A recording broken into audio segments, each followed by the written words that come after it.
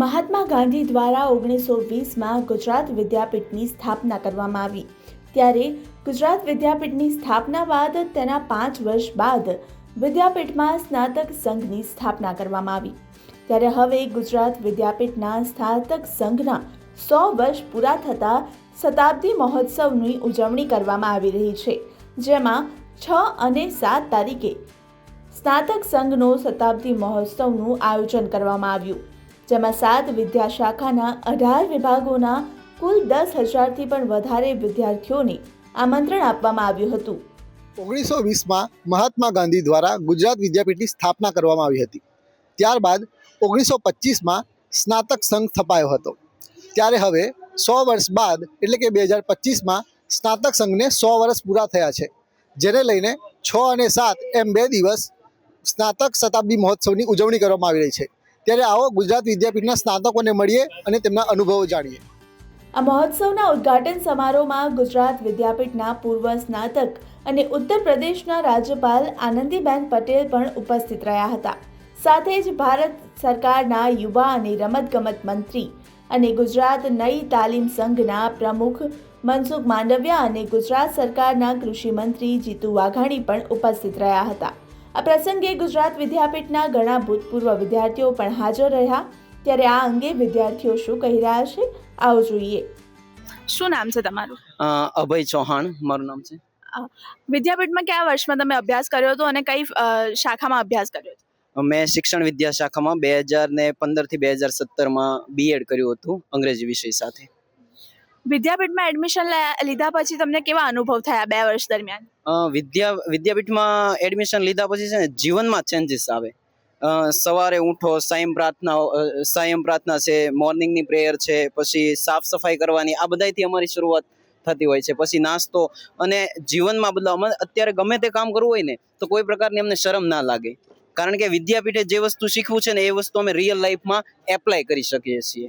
કઈ રીતે વિદ્યાપીઠમાં અહીંયા શિક્ષણ આપવામાં આવે છે અને વિદ્યાપીઠ બીજી શાખાઓ કરતા અથવા તો બીજી કોલેજ કરતા કઈ રીતે અલગ પડે છે?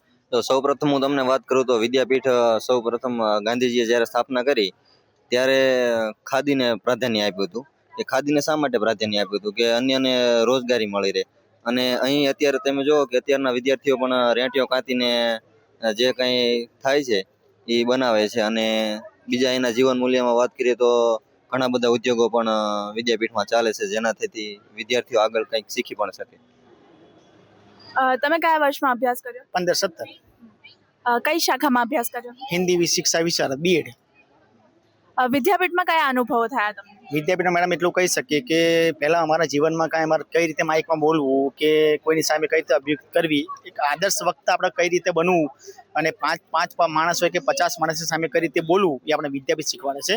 કે તમે ગમે તે માણસ હોય, ગમે તે સંજોગોમાં તમે સાથે બોલી શકો અને જીવનમાં તમે શિક્ષણની સાથે સાથે સહઅભ્યાસ પ્રતિમાં કરી શકો અને ગમે ત્યાં તમે આગળ વધી શકો. વિદ્યાપીઠ જરૂર. શા માટે બીજી કોઈ કોલેજ કરતા વિદ્યાપીઠ અલગ પડે છે?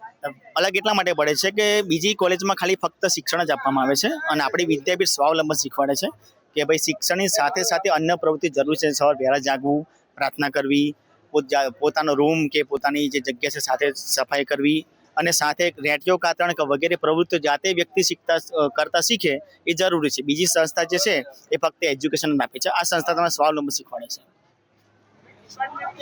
અને વિદ્યાપીઠમાં તમે અભ્યાસ કર્યો એનાથી તમને શું શીખવા મળ્યું?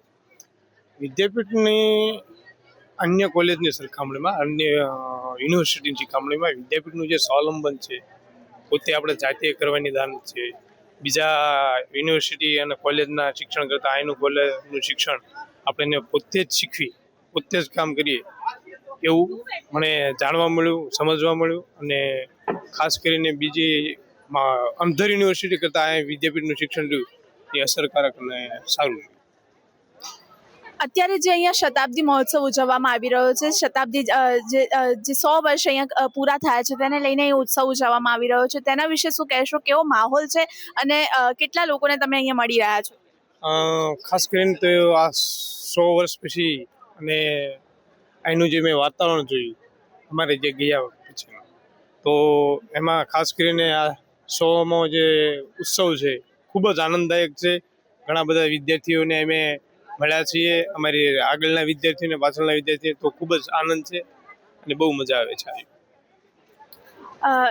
2015-17માં તમે જે અભ્યાસ કરીને ગયા ત્યારબાદ અત્યારે અહીંયા તમે માહોલ જોઈ રહ્યા છો અને બધાને મળી રહ્યા છો, તો કેવું લાગી રહ્યું છે?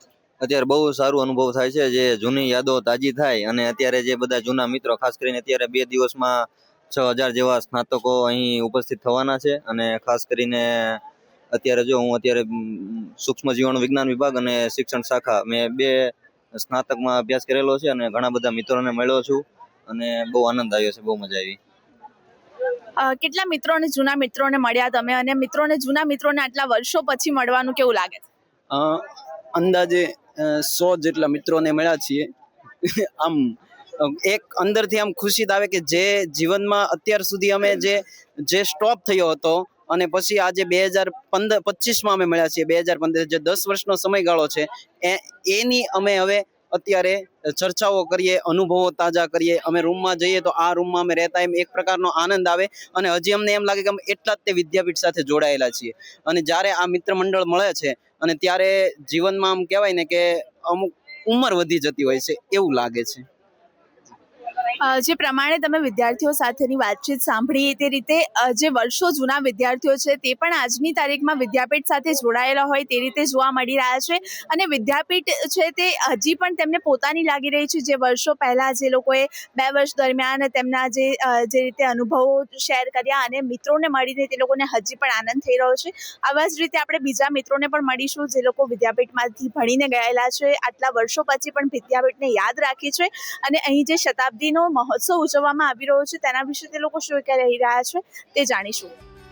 આ સ્નાતક સંઘ શતાબ્દી મહોત્સવ દરમિયાન 8 સત્રોમાં વિવિધ પ્રસ્તુતિ થશે, જેમાં 60થી વધુ સ્નાતકોનું સન્માન કરવામાં આવ્યું તેમજ પૂર્વ વિદ્યાર્થીઓના સંસ્મરણોને યાદ કરવામાં આવ્યા હતા.